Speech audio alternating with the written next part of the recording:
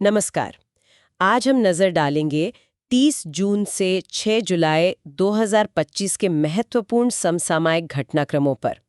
खास तौर पर यूपीएससी की तैयारी के नजरिए से समझेंगे कि क्या कुछ खास रहा इस हफ्ते। नमस्कार। जी हाँ, यह हफ्ता कूटनीति, अर्थव्यवस्था और नीतिगत फैसलों के लिहाज से काफी अहम रहा। इन सब घटनाओं को जोड़कर देखना जरूरी है। बिल्कुल। तो चलिए शुरू करते हैं अंतर्राष्ट्रीय संबंधों से। प्रधानमंत्री की 5 देशों की यात्रा काफी चर्चा में रही। घाना, त्रिनिदाद और टोबैको, अर्जेंटीना, नामीबिया और फिर ब्राजील में ब्रिक्स समिट। इसके मुख्य उद्देश्य क्या थे? देखिए, मुख्य जोर था ग्लोबल साउथ की भूमिका को मजबूत करने पर और साथ ही रक्षा, ऊर्जा, स्वास्थ्य जैसे क्षेत्रों में द्विपक्षीय सहयोग बढ़ाना। जैसे घाना में भारत ने ग्लोबल साउथ के महत्व पर जोर दिया और त्रिनिदाद और टोबैको में एक अहम घोषणा हुई। अच्छा, क्या थी वो? वहां छठी पीढ़ी के जो भारतीय मूल के नागरिक हैं, उनके लिए ओसीआई कार्ड की घोषणा। ये प्रवासी संबंधों के लिए एक, आप कह सकते हैं, बड़ा कदम है।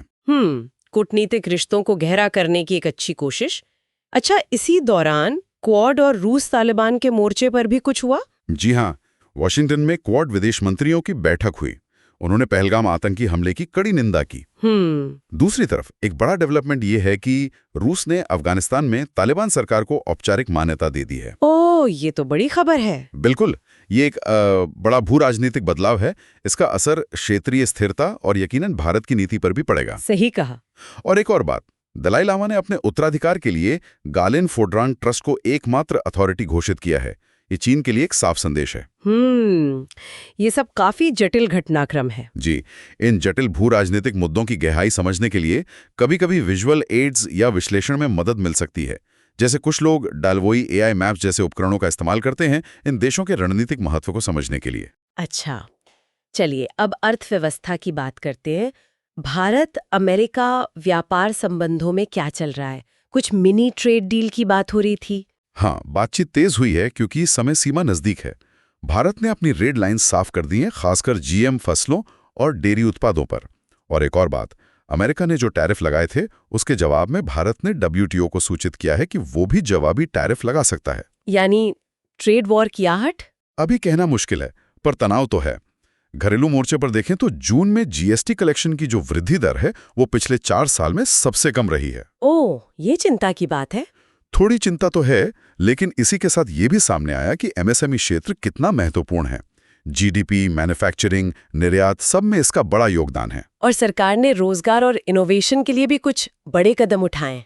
जी बिल्कुल, कैबिनेट ने एक बड़ी रोजगार लिंक्ड प्रोत्साहन योजना मतलब ईएलआई स्कीम को मंजूरी दी है, करीब 99,446 करोड़ रुपए की। अच्छा, इसका लक्ष्य क्या है? लक्ष्य है मैन्युफैक्चरिंग में 3.5 करोड़ नई नौकरियां पैदा करना और साथ ही प्राइवेट सेक्टर में आर&डी को बढ़ावा देने के लिए भी 1 लाख करोड़ की आरडीआई योजना शुरू की है। ये दोनों योजनाएं तो अर्थव्यवस्था के लिए काफी अहम हो सकती हैं। निश्चित रूप से। इन योजनाओं की बारीकियों और इनके संभावित असर को समझना जरूरी होगा। जो अभ्यर्थी तैयारी कर रहे हैं उनके लिए इन योजनाओं पर पकड़ बनाने के लिए दलवोए एआई मॉक टेस्ट जनरेटर जैसे टूल शायद विशेष परीक्षण बनाने में मदद कर सकते हैं। सही है। अब आते हैं शासन और राजनीति पर।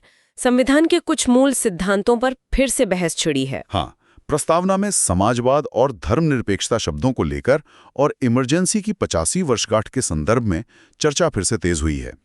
ये हमारे गणतंत्र की बुनियाद से जुड़े मुद्दे हैं। और न्यायपालिका से जुड़ी भी कुछ खबरें थीं। जी, इलाहाबाद हाईकोर्ट के एक जज को हटाने की प्रक्रिया की खबर आई और सीजेआई ने कॉलेजियम में पारदर्शिता बढ़ाने का आश्वासन दिया है। अच्छा। इसके अलावा गृह मंत्री ने नए आपराधिक कानूनों की तारीफ की है।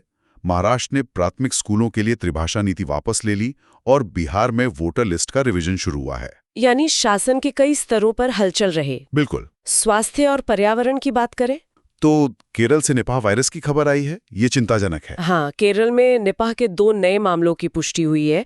सतर्कता बढ़ानी होगी, लेकिन अच्छी खबर भी है। जैसे आईएससी ने भारत अध्ययन शुरू किया है। ये भारतीय आबादी के लिए स्वस्थ बुढ़ापे के मानक तय करेगा और भारत का अपने डेंगू टीका डेनियल उसका फेज 3 ट्रायल आधा पूरा हो गया है। ये तो बहुत अच्छी बात है। पर्यावरण के मोर्चे पर पर्यावरण में देखिए, सरिस्का टाइगर रिजर्व की सीमाओं को खनन के लिए बदलने की एक योजना की आलोचना हो रही है। ये संरक्षण बनाम विकास की बहस को फिर सामने लाता है। पर एक सकारात्मक खबर पेरिस से है। वहां सीन नदी को तैराकी के लिए फिर से खोल दिया गया है। और भारत की जीव जंतुओं की सूची में 683 नई प्रजातियां जुड़ी हैं। वाह, हाँ, और असम में गार्सिनिया पेड़ की एक नई प्रजाति भी मिली है। बहुत बढ़िया। चलिए अंत में रक्षा क्षेत्र की बात करते हैं। आत्मनिर्भर भारत के लिए यह हफ्ता कैसा रहा? रक्षा में आत्मनिर्भरता की दिशा में ये हफ्ता काफी अहम था। रक्षा अधिकरण परिषद यानी DAC ने 1.05 लाख करोड़ रुपए की स्वदेशी रक्षा खरीद को मंजूरी दी है। ये तो बहुत बड़ी रकम है। जी हाँ, और इसी हफ्ते नौसेना में स्टील्थ फ्रिगेट INS उदयगिरी शामिल हुआ और INS तमल भी कमीशन हुआ, जो कि हमारा आखिरी बड़ा विदेशी निर्मित युद्धपोत था। तो ये साफ तौर पर आत्मनिर्भरता की ओर इशारा है। बिल्कुल, रक्षा उत्पादन में आत्मनिर्भरता की तरफ एक बहुत ही साफ और मजबूत संकेत है ये। वाकई ये हफ्ता घटनाओं से पूरी तरह भरा हुआ था। इन जटिल मुद्दों को इतने सहज तरीके से समझाने के लिए आपका धन्यवाद। ये मेरा सौभाग्य है।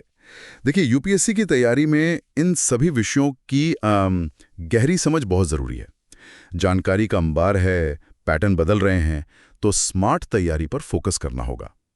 अभ्यर्थी चाहें तो डेलबॉय के जो विभिन्न AI उपकरण हैं, जैसे AI maps, UPSC GPT, current affairs section, mock test series, mains evaluator, इनका उपयोग विश्लेषण और तैयारी को व्यवस्थित करने में कर सकते हैं। लेकिन याद रहे, मुख्य जोर हमेशा निरंतर अध्ययन और अपनी समझ विकसित करने पर ही होना चाहिए। ये टूल सहायक हो सकते हैं, विकल्प नहीं। बिल्कुल सही कहा। स्मार्ट और निरंतर तैयारी ही कुंजी है। जानकारीपूर्ण और विश्लेषणात्मक बने रहें। अगली बार फिर मिलेंगे। जी, अंतिम विचार। एक सवाल सोचने लायक है। जिस रफ्तार से दुनिया, सूचना और तकनीक बदल रही है, क्या UPSC जैसी परीक्षाओं के लिए तैयारी के हमारे पारंपरिक तरीके अब भी पूरी तरह पर्याप्त हैं? या फिर विश्लेषण और जानकारी को तेजी से प्रोसेस करने के लिए इन नई तकनीकों को अपनाना अब तैयारी का एक अनिवार्य हिस्सा बन गया है?